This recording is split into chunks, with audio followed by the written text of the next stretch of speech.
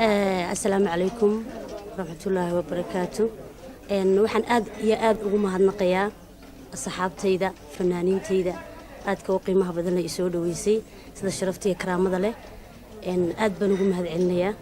waxa kale oo halkan mahadnaq gaar ah uga fidinayaa madaxweynahayga jamhuuriyadda Soomaaliland mudane Axmed Maxamed Siiraanyo oo cafis balaaran oo aad iyo aad u qiimo badan ii fidiyay. aad baan ugu mahadcelinayaa. waad mahadsantahay madaxweyne. anigu fanaanad reer Soomaaliland aan ahay anoo Muqdisho joogana waan ahaa fanaanad reer Soomaaliland waan lahaa waraysi aan qabtay xataa waan ku daray haddana waan cidna igama meeri karto. waxa kale oo mahadnaq qaar ah u hayaa iyo adeerkay xildhibaan Nacnac iyo adeerkay Jamaal Caydiid oo iyaguna si aad iyo aad u qiimo badan yani ii soo dhaweeyay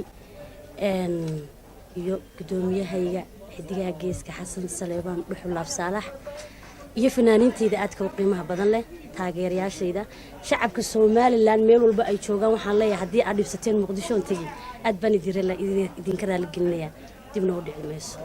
والسلام عليكم.